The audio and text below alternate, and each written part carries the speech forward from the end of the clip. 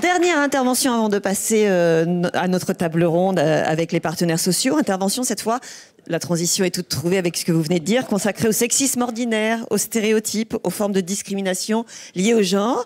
Alors je vous présente Marie Larsonneau. Marie Larsonneau est responsable des partenariats AFMD, Association française des managers de la diversité. Depuis 2 ans, je souligne que l'AFMD coordonne une initiative interentreprise sur le sexisme ordinaire. Alors oui, avant de commencer, j'aimerais vous dire qu'à la FMD, on aime effectivement faire un lien entre la recherche scientifique et la pratique des professionnels dans les organisations. Ça fait en fait 17 ans qu'on mène des projets de recherche, qu'on fait des études, qu'on s'entoure de chercheurs, de chercheuses qui vont être spécialisés dans la prévention des discriminations. Et donc ne soyez pas étonnés si ce matin je vous donne des chiffres, beaucoup de chiffres. Parce que, alors j'aime les chiffres, certes, mais par rapport à ce qu'ils vont nous dire, ce qu'ils nous révèlent, ce qu'ils mettent en valeur, en l'occurrence des choses soit que l'on ignore, soit des choses que l'on a tendance à minimiser ou à sous-estimer, soit des choses qu'on ne veut pas admettre.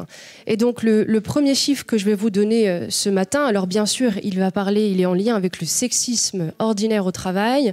Il est issu d'un baromètre, le baromètre STOP, que l'on a déployé l'année dernière avec 15 organisations signataires de l'initiative STOP.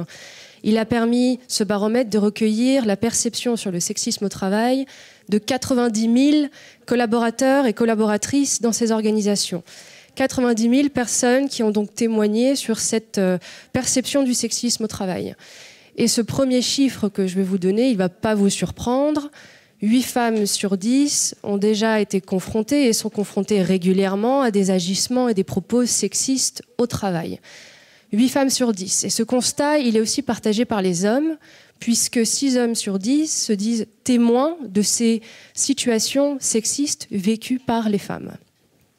Qu'est-ce que ça nous dit? C'est que ce sexisme donc ordinaire, ces blagues, ces propos, ces remarques, ces commentaires, ces interpellations qui peuvent être familières, tantôt anodines, tantôt maladroites, parfois insidieuses, parfois un petit peu dégradantes, vont avoir comme effet, comme le disait Sophie à l'instant, de freiner la carrière des femmes.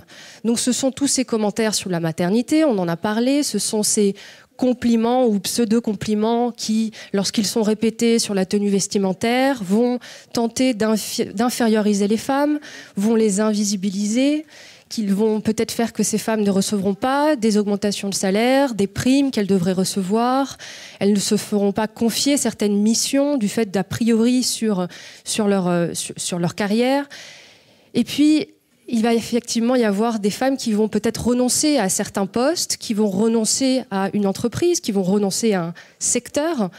Là aussi, Sophie parlait du numérique. Lorsqu'un secteur est trop peu féminisé et un peu trop sexiste, le rapport sur le sexisme dans le numérique du Haut Conseil à l'égalité nous le dit.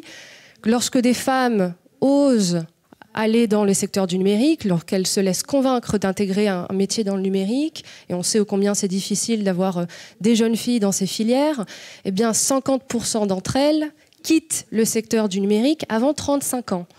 35 ans, c'est tôt à l'échelle d'une carrière professionnelle, que ce soit pour les femmes ou que ce soit pour les hommes. Et donc, ça nous fait effectivement nous dire qu'un environnement de travail sexiste, il va être à la fois délétère pour les femmes, il va être aussi délétère pour les hommes, puisque toujours, selon notre baromètre STOP de 2023, 3 hommes sur 10 ont déjà entendu des propos, des attitudes qui sont basées sur des représentations stéréotypées, là aussi, de la masculinité. Des remarques du style « Ah ben lui, il est trop gentil hein, pour faire ce poste, il faut en avoir. » Ou alors « Nous, il nous faut des vrais hommes pour faire ce métier. » Ou alors des remarques qui vont être basées sur des représentations stéréotypées de la paternité.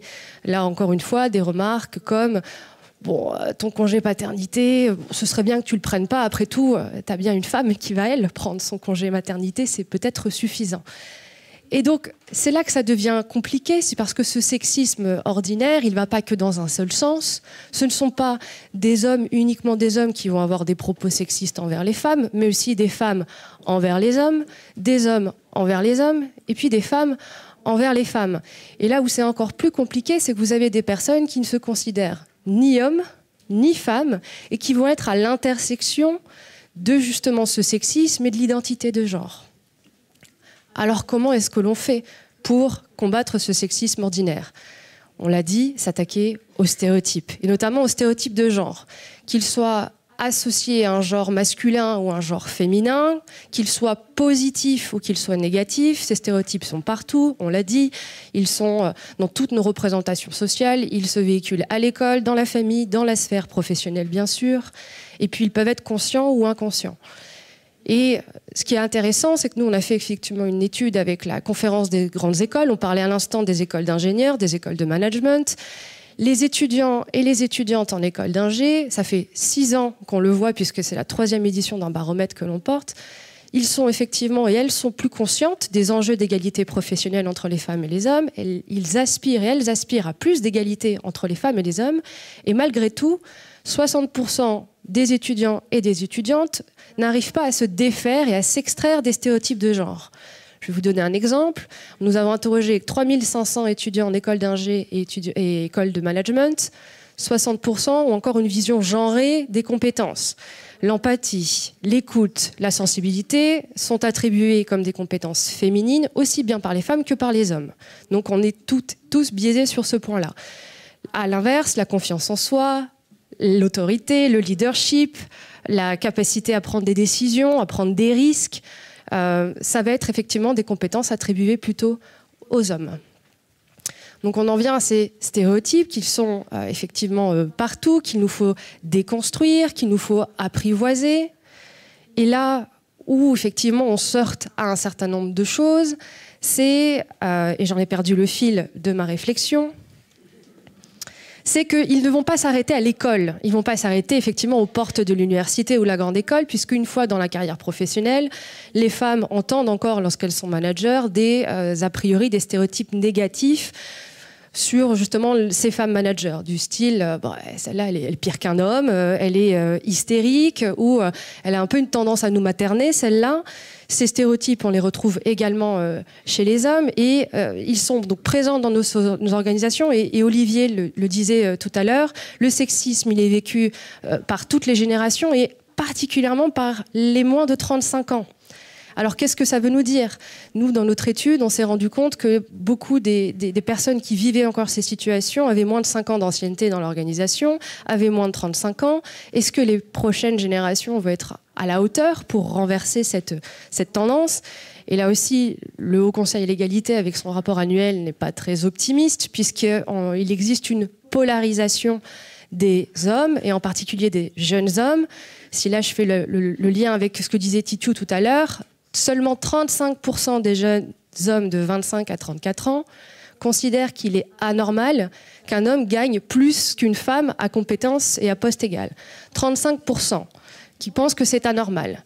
Et là où c'est plus frappant, c'est l'écart de perception qu'il y a vis-à-vis des femmes, puisqu'elles sont 78% à considérer qu'il est anormal qu'une femme à poste et à compétences égales gagne moins que son homologue masculin.